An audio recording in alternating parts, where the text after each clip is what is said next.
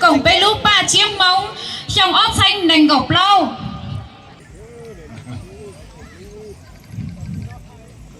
ô nó xong là sầu mà ý xong có lúc thì mấy của tôi dùng chít nu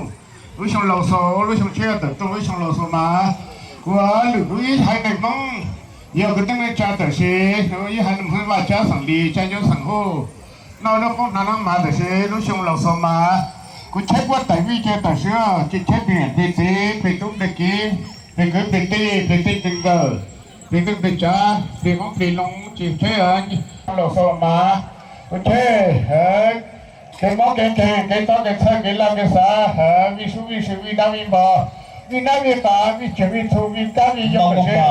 tổ tiên hãy cùng nhau ra hưởng lễ và chứng giảng cho lòng thành của chúng con. Hưởng lễ rồi, xin hãy phù hộ cho con cháu có sức sai như cây cỏ xanh, bánh tẻ, có sức khỏe như con trâu được mới lớn, phù hộ cho người già được sống lâu, cho trẻ con đồng chiếc điều, cho trâu bò, lợn gà được đẩy sân, cho lúa nương kết tập hạt, cho lúa ruộng che lấp bờ. Mà nhớ ta sẽ chọn gì, quá gì, má chỉ đợi tên tôi chỉ đợi tơ, quá chỉ tôi trời nhiều xe chơi được chưa, xe quý hai nghìn mong, ở qua cháu sản gì, cháu sản hưu, nhớ khuôn được xuống nào xong mô, nhớ đồ nhớ ta xe, nhớ xí phá lù, nó xếp của nó tổng chí nó mở, nhớ nó xí lũ, nó ta sẽ chẳng tu, thơ ca cả nhiều hai nghìn mong, nó nhớ trời tên má lên xuống, nó xí lũ, nó chỉ tiền, nó nổ lù, sau đó xí trời. Chỗ tình trong xin ta, ý lần bay lần xây lần, liên chú lần tề, của nó hồ mà nó chứ còn, hô đừng quay trái lại, con sẽ xá được xưa, sẽ là chúng mà, chúng chế là cái má, sẽ chúng mà cái to cái thơ, cái là cái xá, cái thức ăn thọ được xưa mà, là thọ quý hay mình mong, nói có khả năng mà là trái thằng gì, trái những thằng hô, lấy chụp nó sẽ đời đó, sẽ đời nó lù, giá trị kia, giống đồ nô. Cả nó cả bạn này cả nó cả thai danh cả nó cả vua thai tôi mà trở đi lúc tới chờ và mình đã mở sẽ là cái chạy thế này với trong chưa tôi mà chơi nhớ trong đó với vua thai giả mà như nhẹ chờ là tôi sẽ nhẹ đó là chờ là tôi trở xếp xa ở từ như cú mà là nó luôn là chỉ to chỉ thơ như thế cú là mà chỉ thơ nó chỉ thơ chỉ to trong chưa tôi mà nha thế như cú là nó chỉ có rồi nhóm đồ nhóm ta sẽ thắng tôi cũng dây nọ dây chư dây nhàng dây này dây trà với hai không nhớ chỉ tia nhóm đồ nô nhóm ta xe nhớ chặt tô nhớ đây nó thua được chứ đó bị chứ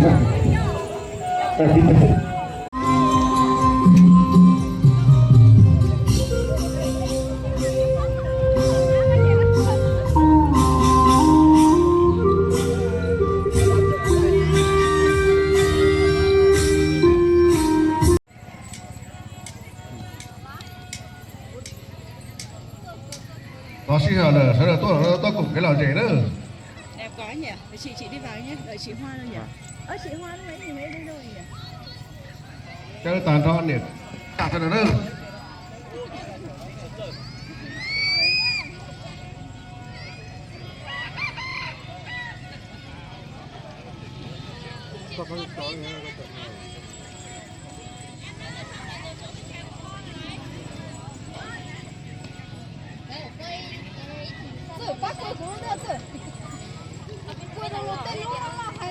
Tôi đâu, tôi xin hỏi đâu, tôi nó bé học cái là gì đâu, cái tôi là giả thiết đâu.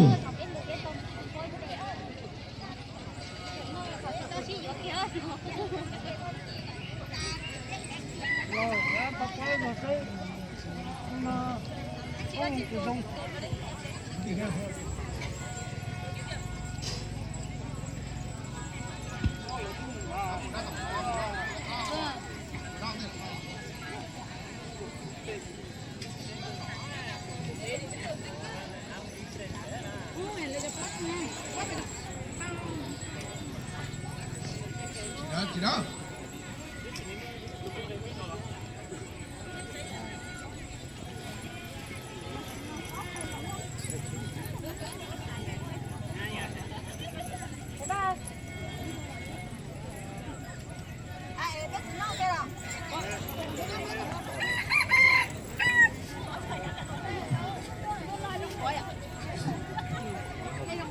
Có chuẩn bị đến giờ tổ chức giao lưu văn hóa dân tộc Mông huyện Điện Biên lần thứ 5 năm 2024. Cho nên thì cho mong cái lò sáng để nó to lên từng lò trồng chứ to lên trong lò đấy. Đây cho để cho phí sau đó. Tôi nhớ là bên lúc ăn trên bên chồng nó lên cho tôi phải làm món đây là phát sản để nó phải to lên cho lò trồng chứ. Cái lời cho nó tôi chùa lô huyện tôi chùa có thể sẽ có tổng phê phát cho cái chầu nó cho đây cho là là phê cho tổng phê sau đó. Xin được trân trọng kính mời các vị đại biểu khách quý, nhân dân và du khách sẽ cùng tập trung trở về khu vực phía trước sân khấu để cùng tham dự chương trình khai mạc. Một lần nữa xin được trân trọng thông báo và kính mời đề nghị các xã chúng ta đưa lực lượng nghệ nhân múa kèn và trình diễn trang phục tập kết ở hai bên cánh gà để tham gia chương trình biểu diễn trong buổi sáng ngày hôm nay. Và cũng xin được trân trọng kính mời các quý vị khán giả đang tham quan tại các gian hàng trưng bày. Xin mời toàn thể quý vị chúng ta sẽ di chuyển trở về khu vực phía trước sân khấu chính để tham dự chương trình khai mạc sẽ được diễn ra sau một ít phút nữa. Trân trọng cảm ơn và kính mời.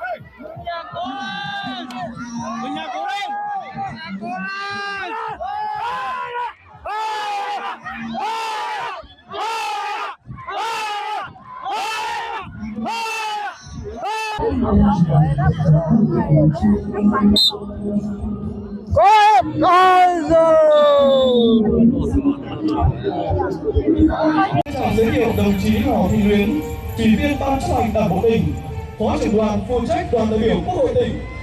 Chủ tịch nơi Đắc Ung Lò Thị Luyến, Ủy viên Ban chấp hành Đảng bộ tỉnh, Phó trưởng đoàn chuyên trách đoàn đại biểu Quốc hội tỉnh, trả lời vui tươi bày tỏ. Về sự giao lưu ngày hôm nay, ban tổ chức xin được trân trọng giới thiệu các đồng chí thường trực Hội đồng Nhân dân tỉnh, các đồng chí đại biểu lãnh đạo các sở, ban, ngành, đoàn thể, các đơn vị lực lượng vũ trang tỉnh đề nghị nhiệt liệt chào mừng. Xin ban đi cáo chính hội đón lo nhóm họ các sở ban ngành, nhóm họ tỉnh, tu cầu cái lò rèn hôm nọ trả lời vui tươi bày tỏ.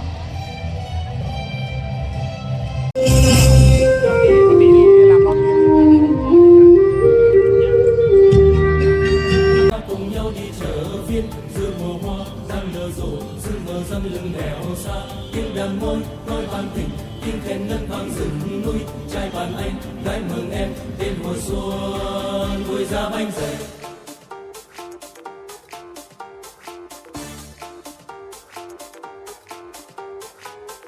Lá rừng cây trên đỉnh núi xuân về vui lắm bàn mừng trai bàn anh gái mừng em đến mùa xuân trao duyên ánh mắt đi ọp lê ta cùng nhau vui ra bánh dày cho mùa xuân tươi đẹp hơn cho tình ta say trong khúc hát ra bánh dày giữa mùa xuân dân tổ tiên chiếc bánh dẻo thơm lúa chín vàng trên đồi nương xuân về nắng ấm thêm bàn mừng ra bánh dày vui hồi xuân xin mời ăn bánh dày dẻo ngon say men rượu ta tìm nhau trao lời thương dệt lên câu hát.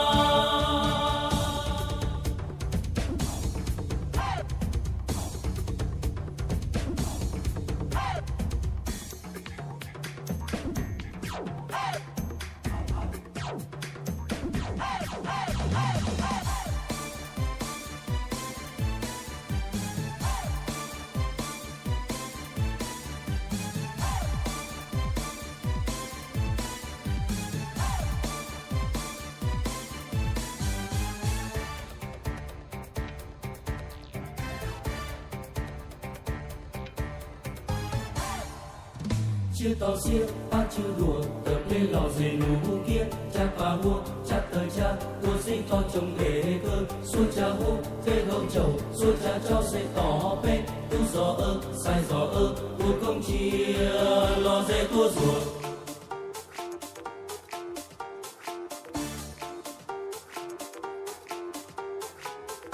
gà rừng gáy trên đỉnh núi xuân về vui lắm bàn mừng trai bàn anh gái mừng em đêm hồi xuân trao duyên ánh mắt đi ọp bê ta cùng nhau vui ra bánh dày cho mùa xuân tươi đẹp hơn cho tình ta say trong khúc hát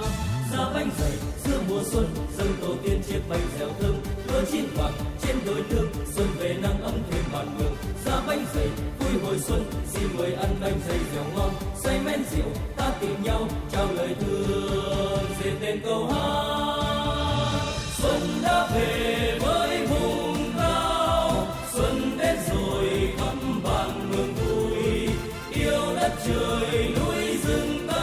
ơi ra bánh dày giữa mùa xuân xuân đã về với vùng cao xuân đến rồi khắp bản mường vui yêu đất trời núi rừng ta ơi ra bánh dày giữa mùa xuân vùng cao hoa đào nở ta cùng nhau đi chợ phiên giữa mùa hoa đang nở rộ sương mờ răng lưng đèo xa tiếng đàn môi gói ban tình tiếng khen ngân vang rừng núi trai bàn anh gái mừng em bên hồi xuân vui ra bánh dày hey!